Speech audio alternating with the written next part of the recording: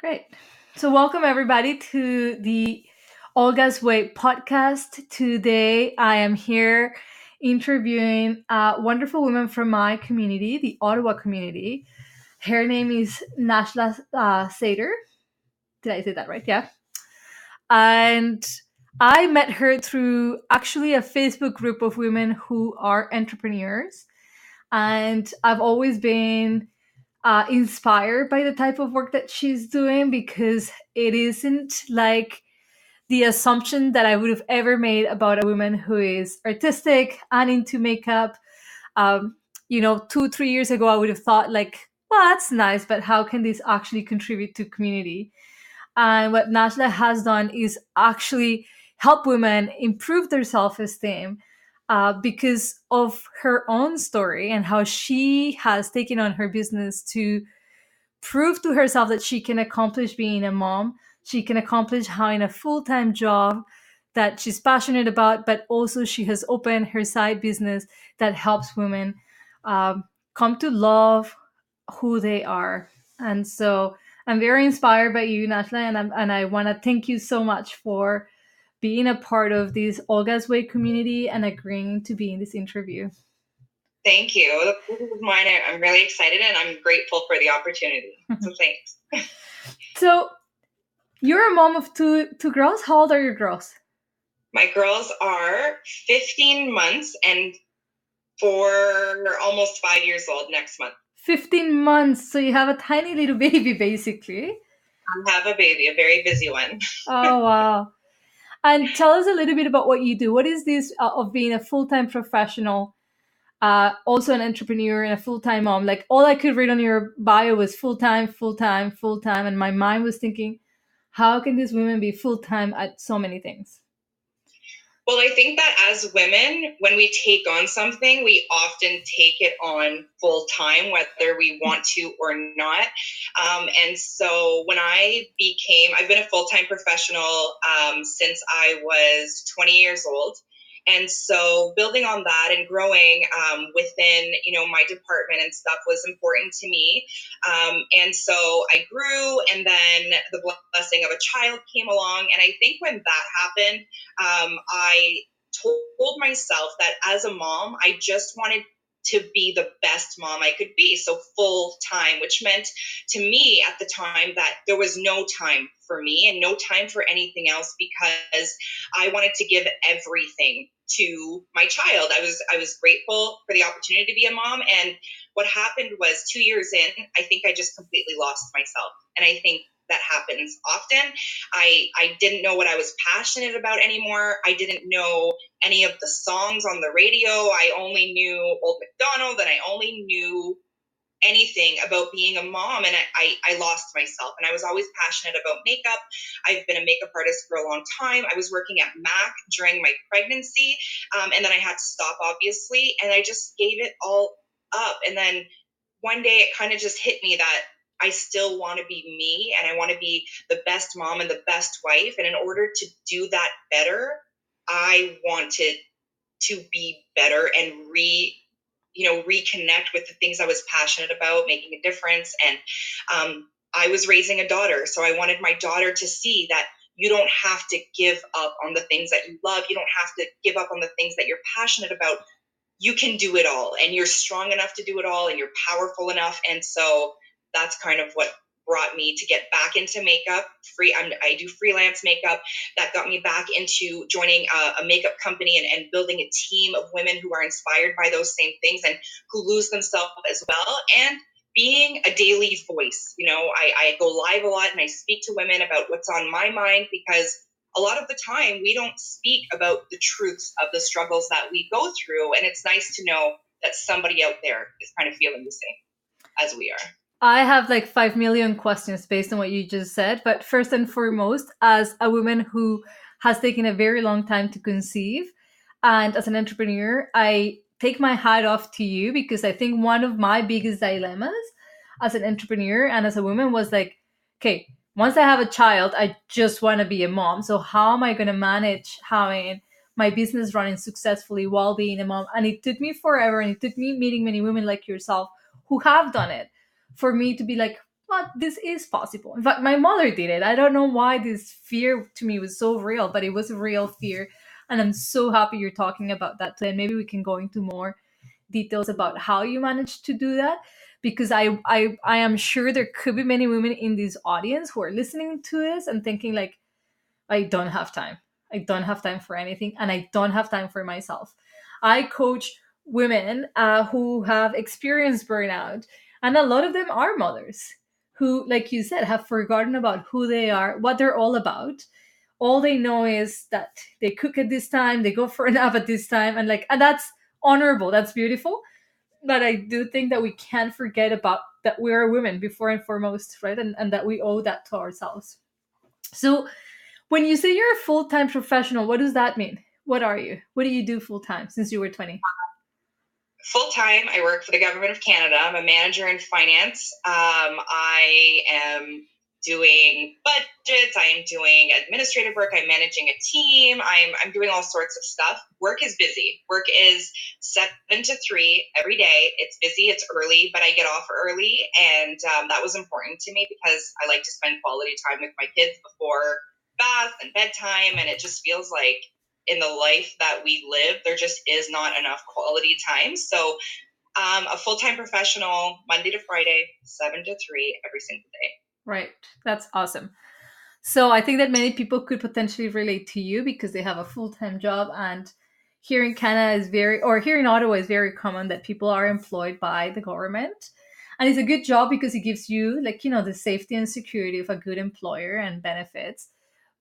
That transition to becoming a mother and then just being a mom, 100% invested into motherhood, lasted 2 years before you kind of realize, like, wait a second, where am I? Who am I? And how do I get back to this?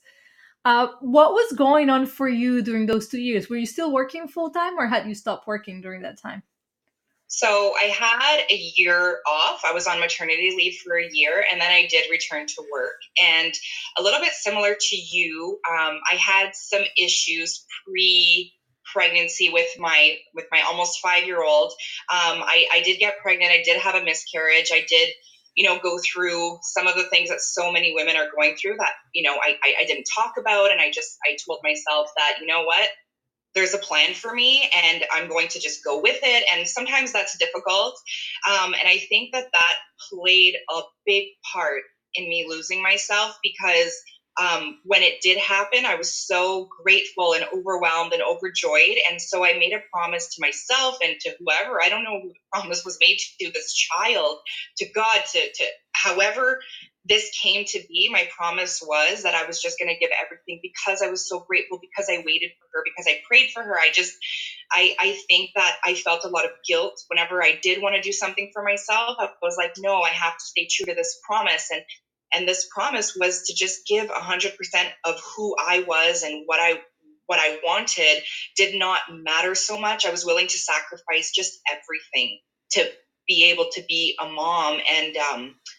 And so that's kind of what led up to me feeling that way and losing myself. I went back to work after the year. So it was really very routine. Wake up in the morning, get her ready, bring her to daycare, go to work, pick her up as soon as I was done. Like I totally firmly always believed that if I was going to do something, I wanted my baby with me. I was so like possessive of her just because I had this feeling of gratitude that I wanted her with me for everything. And, she just became my best friend. So I would pick her up and then we'd come home, kind of play together, make dinner together, get lunches ready for my and my husband's work the next day, go to bed, and then do it over again every single Monday to Friday. And so that was my routine. And I didn't stray from that routine for the entire year after my mat leave. And it only changed when I decided that I wanted more, and I thought that I deserved more, but I was afraid of what that would mean in terms of how I would manage my time. Right. So we'll go into that in a moment because I think there is a lot of wisdom that you can share with people. But guilt is such a predominant feeling for mothers. We just feel like we could always do a little better, that we could always do a little more. And I can totally relate to you, although my child is not born yet. I can only imagine how the mind can play that trick of like, wait a second, you've waited this long, now you owe everything to this child, you better spend every second with them. And in that process, it's also common that women would minimize the hardships of motherhood because, well, I shouldn't be complaining about this, I wanted this so bad, right? And like, parenting is the most difficult thing that anybody will ever do. So to minimize it or to pretend that that's not going to be the case just because you waited long, it's it's a big, big lie to tell yourself or anybody else. So I can totally relate, and I've heard the same story in my office many, many times. I see women just becoming so loving. We're such a nurturers and caregivers that we just want to be with our children and give our best. And we almost feel it's selfish to spend time with ourselves by ourselves, or to spend money on ourselves instead of our child, or like you said, not maybe leaving work and going for coffee before picking up your kid. Like that for some people is just like, I can't imagine. So how do you jump from that lifestyle, like, I gotta be the best mom, and like, do not even walk away from this routine because this is working, to suddenly maybe feeling unhappy with that, maybe feeling like there was something missing to life, and making that change? What helped you make that transition? What helped me make the transition was my partner, my husband. I think that he started to notice that I was becoming, although I was so filled with happiness and gratitude, I think that I came to terms with the fact that I was unhappy with myself. I didn't know what I liked anymore. I didn't know what I loved anymore, other than my kid. Just everything became about that, and so I think I woke up one day and I started really, when you start really thinking about something, like it's on your mind here and there, but then it becomes a daily thing where you wake up and you want nothing more than this one thing. And that one thing was really to find myself, and then to take that strength that it would take to find myself, because I knew it was going to take strength. I knew it was going to take hard work to deal with the guilt and deal with the time constraints and that kind of thing. I wanted to take that, and then I wanted to share it with as many women as possible, and I wanted that to be the difference I made in in inspiring women to rekindle the love and the spark between them and themselves, and find what they're passionate about and do it. And just that spark that we all once had. And a lot of women say, I once had that. Or, and sometimes, and through makeup, it's not necessarily about the makeup. It's actually not at all about the makeup, the product. It's about the outcome. The outcome of a woman looking at herself in the mirror and smiling that bright smile that she kind of hasn't seen in a while, and revealing and enhancing a beauty that she knows she has but hasn't seen it in so long. And so that feeling alone, I missed it. I wanted it, and I told my husband, babe, I really want to do this. I want to be more like, I want to be the best mom. And even telling him was difficult because, I mean, he's my husband, he's my best friend, he's my partner, but I didn't know how I would be judged by coming out and actually saying it out loud, because I'd only talked to myself about it. And he was like, thank God, whatever it is that you feel you need to do and you want to do, I stand behind you. And makes me a bit emotional thinking about it now, because I know that I'm fortunate to have had that, and I'm fortunate to be in a position to have somebody who can support me. And so that's kind of where it all began. And then slowly, the time that I kind of needed for myself, he would give to me. And I so that's how. What did I do? I asked for help, and that was something that I never did, to be honest with you. We've been married for 10 years, and that was probably the one time, and everything related to that one purpose is the only thing I asked for help for, because it is the one thing that I feel like I need to do, but I need a little help doing. And I just think women don't ask for much help. We feel like we take it all on, and then, that's why we burn out and we get depressed and anxious. And, I suffer from my own anxieties for a ton of things. And so having him back me up on it was really important and was necessary, because I didn't feel like I could do it on my own. I really needed somebody to push me a little bit and tell me it was okay to feel like I needed more and I wanted to do more. So from there, it just, everything changed. My whole outlook on life, on women, on motherhood, everything just changed from there. Wow, that's amazing. I think I had every emotion you just experienced. You just um, talk about. I experienced it by just listening to your story. Uh, I love that you've recognized, okay, I am not happy. Not that I don't love who's around me. I just need more. Like I need to connect to myself. I need to have the strength to connect to who I am and then do something about that mission I have in life. And I love that you recognized it was gonna take some work, but that it was worth it. Because so many of us are so, we recognize where we want to go, but the moment we recognize there's work involved, we kind of become allergic to doing the work. And you became a problem solver because you recognize, okay, so if I keep going at life the way I'm going about it now, there's no way I can do this. So I'm going to need some help. And so you go back to this person who has supported you. And I love that you recognize the vulnerability of not knowing what his response was going to be, right? Because, like, according to your own judgment, you were not a great mom if you were saying this was not it. Like, you needed more to be Exactly. happy.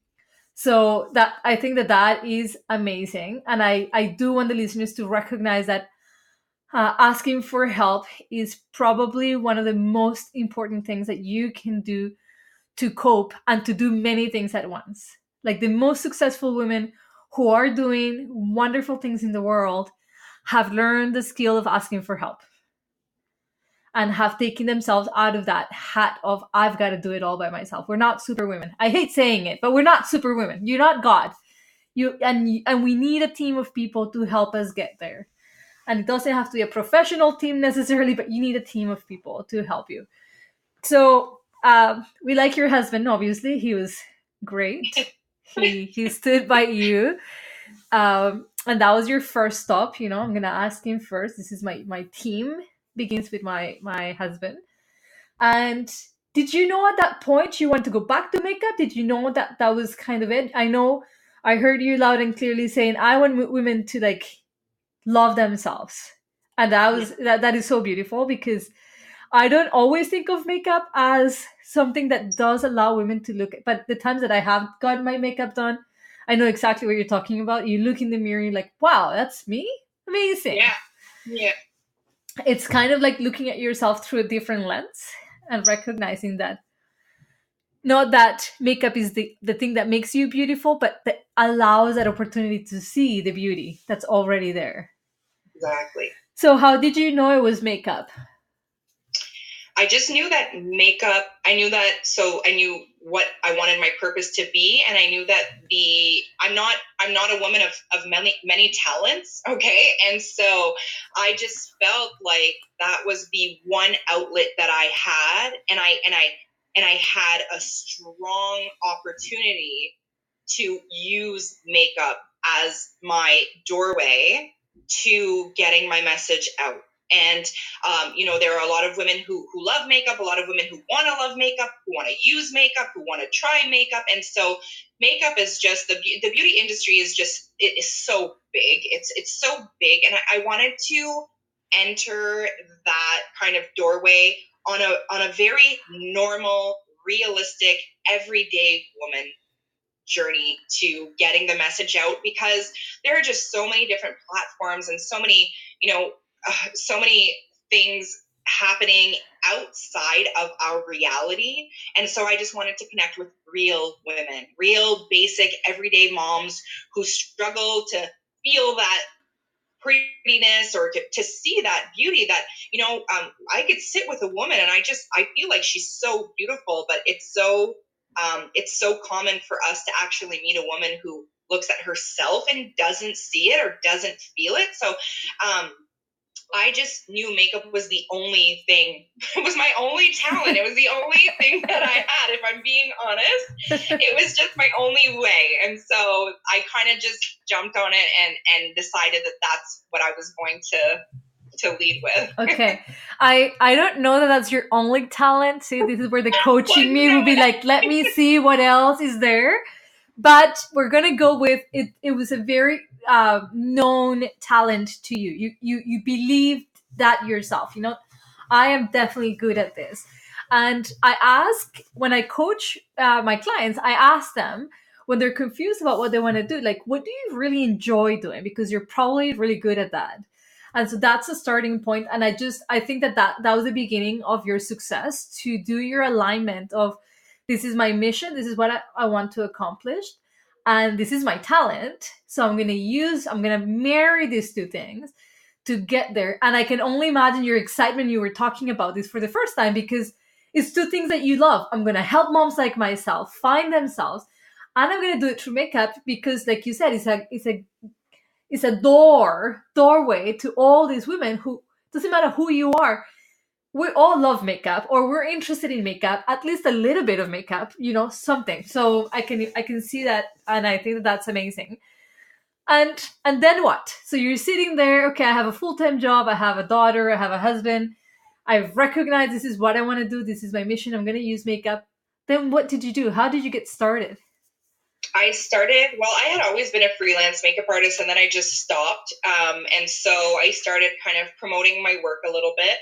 And then I had actually joined a direct sales company that promoted makeup too. I was using their products and I loved them. So I figured, hey, like, let me just try this. I wanted to take more on, and in that moment, I didn't really know how I was going to do that. I felt like a little tiny person here with like a huge world in front of me, and I didn't know how to reach people. I didn't know how to, everything was kind of out of my grasp. So I figured, if I do this, if I like these products and I join this company and I start sharing that, I'll get the word out. I'll get my word out, my message out, and be able to actually share a solution at the same time. So that's kind of how that happened. And I wasn't planning on using this to build an empire. Actually, not at all. I was just like, this is a little side thing. And then I started attracting women. So my message was getting out, and then women, I guess, were attracted to the journey. And then so I had women joining me. I had women who wanted change. I had women who wanted to make extra money. I had women who, oh my God, the different types of women that I came across and I met was incredible. And I was never, I wouldn't say I wasn't a fan of meeting new people, but I was always, I'm not shy, Comfortable in but your zone. yeah, I like to stick to what I know. And I started meeting all these women from different backgrounds, they had different stories. Women were starting to trust me and share their stories with me. And then I became overly invested. I'm a very emotional person. I'm 100% a Libra. I'm very emotional. I'm very sensitive. And so I started taking their stories and building it onto my reasons why I was doing this, right? So I started with a purpose, and then I took on that woman's, reasons. I took on that woman's reasons, and it all rolled into this huge ball that a fire kind of that was fueling my passion. And I'm like, I need to reach more. I need to do more. I need to say more. I need to hear more. And so that was it. And that was the most time consuming thing, was helping women embark on their own journey, guiding them, training them. And then I started glam nights. So I wanted to teach women. I wanted a hands-on approach to makeup. And so, like, you go to paint night and you draw yourself a nice little picture and you leave with it, and it's great. And so I started glam nights, and that was just something I took on all by myself. I'm just little old me, and I'm like, you know what? I want to teach more. I want to reach women more. I'm a people person. I like to see people. Social media is fine, but it is only fine because this is just the way we work nowadays. But for me, I like personal connections. So I was doing glam nights. I was instructing, teaching women how to do their makeup, unrelated to my business, just me being a freelance makeup artist who wanted to share what I know with women who want to know it. And then I started that. That's when I knew I did successfully deliver a bunch of glam nights, but I was like, okay, hold on a second. I need to take a step back because I have a lot going on. And I got pregnant The second time. so, Yeah, the second time. So I had a baby, I had a business, I had a full-time job, a husband, and now a pregnancy. And then I was like, okay, Something's gotta go. you know. So you're telling me you don't have these glam nights anymore? Because I totally would go to Wuhan and learn how to do makeup. Honestly, it's so fun. But I just can't. Like, yeah. I actually, it's the one thing I have to say I just don't have time for. But I could probably make the time. You know what I mean? That's the sad part. But I'm just a doer. Like, I'm just going to take it on. I'm a type of person that says yes to an opportunity before I even know what it is. You know, if Olga says, hey, would you like to do industry? I'm like, yeah, let's do it. And then I'll figure out the details. Like, you know, I love that. And I love, as much as I complain about being exhausted and busy, I honestly cannot live my life without being busy. Like, I just always need to be doing something. But it sounds like you have a good balance, right? Like, it doesn't sound like you go overboard, and that you do recognize when too much is too much, and you've learned to say no, which is amazing. And to cut out things out of your life. I am like you. I say yes to everything. I have so many interests myself of my own. And I get invited to speak somewhere, and I'm the first one to say, I'll do that. And then I get an email, do you teach this class for children? I'm like, no, but let me just work on that. I'll teach it. You know, so I can totally relate to that. And thankfully, my self-care practice is very strong. So I too could recognize, but that's not everybody, right? Not everybody feels that way. So you went from working full time, being a mom full time.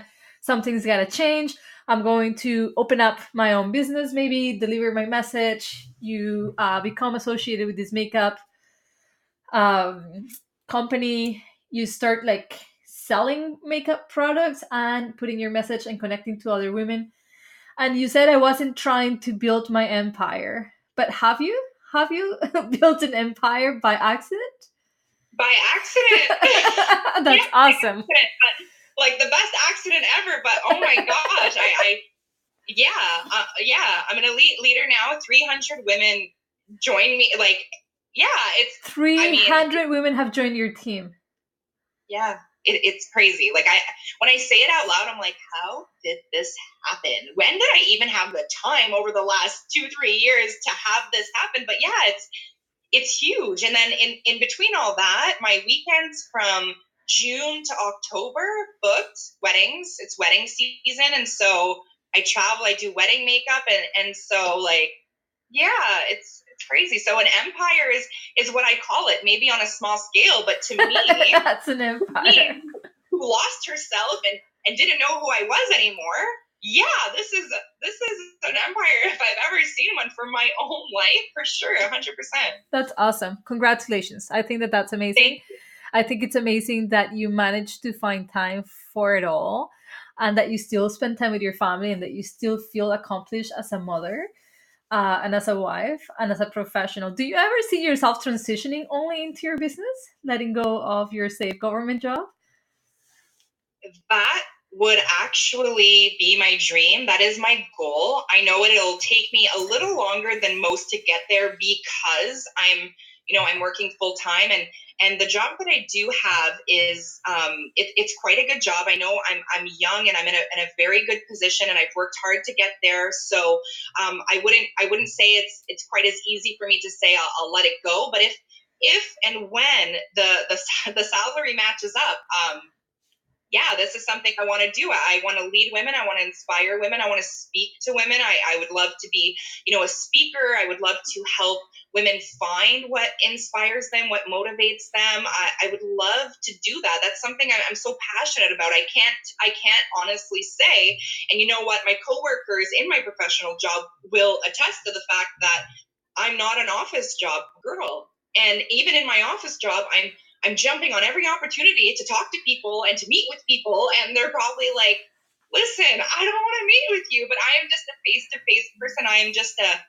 I am someone who likes to connect. And I feel like I have so much to learn from other women. And I have, again, a message that I kind of want to convey. And yes, I would love to be a leader full time, for a large group of women who want guidance, who want confidence, who want to feel beauty and share it. I would love That's That's my awesome. goal. So here's a challenge for you. No, I'm not going to challenge you. That's not true. But I think that if you were able to come this far by accident, you did have a clear intention of what you wanted to do. I think that your next step up is totally achievable to you because you already have such a welcoming audience, and I think that your message is powerful. You know, the things that you're talking about to real mom, to real moms and to real women, it's so raw and it's so real and it's so needed. We need more authentic women out there putting themselves and saying, you know, this was me and this is what I've done about it and this is what I've learned. And to anybody listening to this interview, I really hope that you take from this, opening a business is not for everybody. That may not be your empire, the empire that you want to build. But whatever that is, whatever intention you have, just know that you came into this world to do something fantastic, and that Najla is not somebody like extra, like you're extraordinary, but she's just a regular human being like you and I, who, like everybody else, wanted to get married, wanted to have a child, wanted to have a good job. And she got all of that, like most of us listening to this podcast. But that she decided her soul had fire to do more. And she took it upon herself to find the steps to get there. And now, as a mother of two, you're still doing it. So you know, you figure it out. What has been, Najla, some of the most impactful tools that you have used to help you manage that in between? Because you make it sound really easy, and obviously you have a supportive husband at home who I'm sure is, when we talk about support, he wants you to grow, and so he will do sacrifices himself as well to allow you for the time to go and grow your business and your identity. But can you think of anything else that has been really helpful to you in this transition and that has really been uh, important to you in the process of keeping balance? 100%. So, I the number one thing that helps me do everything that I do and do it with keeping my sanity intact is really knowing the difference between my reasons and my excuses. And one of the tools I'm going to have to call sacrifice my tool. So have I sacrificed, some girls' nights to work on my business? Yes. Have I sacrificed some, maybe events that I should have been attending to keep my sanity intact and, give myself time to just, relax and spend time on myself or my business? Yes, there has been sacrifice, and I have two things that I often have to talk myself into or out of, and those two things are my reasons and my excuses. And so for me personally, I have the everyone does this. I give myself excuses. I wake up in the morning and I recently started working out. I'm not an exercise person. I've never been, but I told myself I wanted to be, so I took that on too, because 30 minutes every day is not a big deal. And so I often have excuses. Yesterday, I was like, I don't really need to do this. I've been great. I should just take the time off. My excuses, unless they are reasons, I just need to kick them to the curb. And my only reasons are my family. So my girls and my husband, my parents, my siblings, these are reasons. So if any of these people need me and I need to stop and put things on hold, that is my only time that I can step back and say, no, I need to stop. That is it. And luckily, thank God, everything is good in those areas. So there is nothing stopping me. And I think too many times we give ourselves excuses. We talk ourselves out of things, and negative self-talk just consumes us. We wake up and I could never do that. I have women that tell me I could never do that. I can't do that. I don't have that skill. I don't have that talent. I don't have that mindset. And I think that all of these things are things that we can acquire. And a lot of times we let our excuses and our fears stand in the way of our goals and our dreams, essentially, because whatever it is that you want to do, there is nothing stopping you but yourself. So my reasons are my family. And aside from that, if it's anything else, I tell myself, sometimes I'm hard on myself, like, suck it up, Najla. You committed to this. You're doing this and you have the strength and the power. And I think telling yourself that, I was never this person. You're talking to me, or people are probably listening to me like, oh, wow, this girl's strong or something. And I was never this person. So this journey has made me this person who really strongly believes. Do I have bad days? 100%. I wake up exhausted sometimes. My anxiety kind of kicks in, and I get all the same struggles and feelings that other people do, and managing it all is tiresome, yes. But I know, just like you said, when you said it, I just, like, my heart kind of lit up, is that we were brought into the world to do something fantastic, and I don't want to waste it. Everybody says you only live once, live your life to the fullest, live today like it's your last. But how many of us actually do that? How many of us actually impact the people around us or ourselves? I don't have anything to prove to anybody. I am the one I need to prove myself to. I want to be strong, and I want to be successful, and I want to be committed, and I want to be powerful. And I am the only one who can make that happen. So no excuses, only reasons. And, I'm honest with myself. And I think that's the most important thing. Thank you for that. I think that was very honest. And I believe that I work with people who have anxiety. And I believe that when you do have a tendency to be anxious, the excuses that you talk about are coming from your fears, and they feel so real that sometimes you think they are reasons. So I think this is so helpful to anybody listening, because recognizing what's a reason and what's an excuse, it's so important. For a lot of moms, don't use your children as excuses. They're a reason. They're a reason why you want to work hard. They're a reason why you want to succeed in what you're doing. They're a reason why you want to show yourself self-love. Like, I would want nothing else for my children but to love themselves and to be self-confident. And only I can begin to instill that in their lives with my own example. How could I tell my kid, rest, take care of yourself, when they see their mom working through still being sick, or burning out and not taking time to herself, right? Like, that's, it just doesn't match up. So I think that this is a beautiful message for all of the people listening, that you come first. Your relationship with self is the most important one. You will self-sabotage all the way if you allow yourself that opportunity. Why? Because comfort zone is so much better than trying to be vulnerable and let your little heart shine out into the planet and be like, this is me, this is my heart, I hope somebody loves it. But if you love yourself and you let that light shine, I promise you that it's gonna come back to you and it's gonna bless you in so many ways.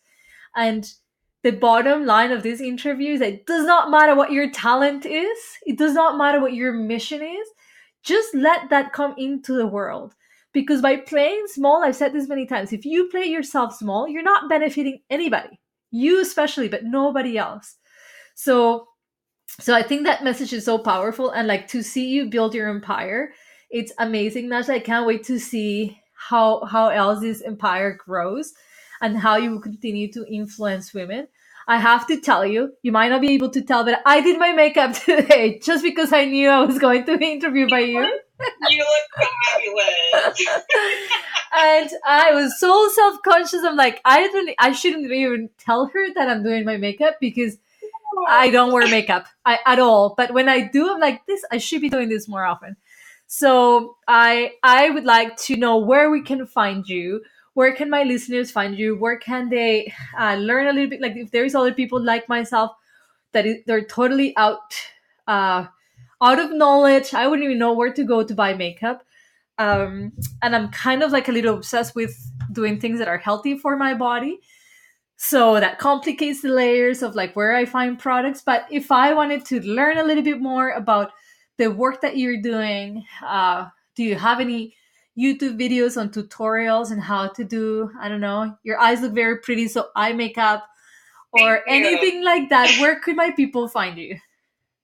I'm working on being a little more tech savvy and doing the YouTube thing. I have uploaded a few things, but really everything that I do is just on my main profile. It is public. I do my tutorials there. I post tips there. Is that on Facebook?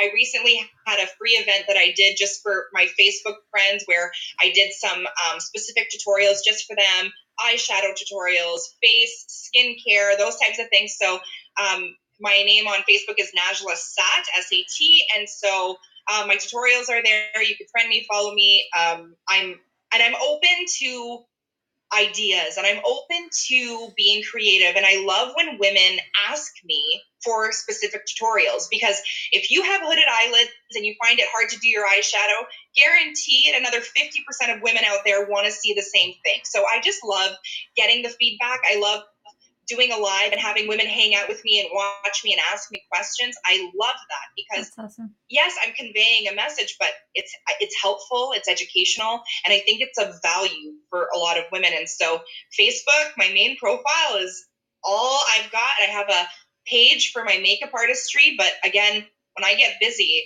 I don't update. I don't have an assistant in my life yet, but that's something that I may look into eventually. Welcome to my world. So yeah. I try to keep up with everything, but really everything is just, I'm a very, I'm vulnerable when it comes to my business, and I'm vulnerable when it comes to my purpose. So everything is just public. You can see everything that Awesome. I do, everything that I'm about, and I don't really hold much back. I do like to, spend my Saturday mornings, putting makeup on, but I like to have conversations too, serious conversations, and let my followers and viewers get to know the real me and the real struggles that I too face. Even though it seems like I have it all together sometimes, I absolutely do not. Awesome. Thank you so much. So jump onto her Facebook page at Najla Sat and find her, follow her. I can attest she's always putting great things up there. If you are as illiterate as myself into the makeup world, like you will find something in there that will teach you something important. And you will be inspired by how beautiful she is, how well put she always looks, which is impressive. And yeah, I think that she has a very powerful message. You've heard her here, and I think you would love to follow her. So I totally encourage you to do that. From the bottom of my heart, Najla, thank you so much for taking the time to be here. You're obviously really busy, and yet you jumped into saying, yes, Olga, I'll do this with you. I want to thank you on behalf of our listeners, because I'm sure this was very helpful interview for them to hear, and hopefully some of you ladies listening got inspired to follow your heart and follow your talent. And like I said, it doesn't have to lead to a business, but to a project in your life that makes you happy, that resonates with you, and it would likely just bring light to other people in your community. So whatever that is for you, just make it happen. You can. You heard Najla say, you're stronger than you think. It's within you. You can do it. Just identify the excuses and just use your reasons to pull forward through whatever it is that you're going through. If you thought this was helpful, I encourage you to share this podcast with anybody you think will also love it. I would also like to hear what you thought about it, so please write comments and give us a review. We can only improve by listening to your feedback, so please, please, please do that. I encourage you to follow me on Facebook at Olga's Way, or to join my free Facebook group, The Happiness Dealer, where I put a lot of great tips on managing stress and reducing anxiety, and a few videos on inspiration. So I can't wait to hear from you and to see what you guys thought about this interview. Thank you, Najla, so much. Thank you, Olga. Whew, that was exciting.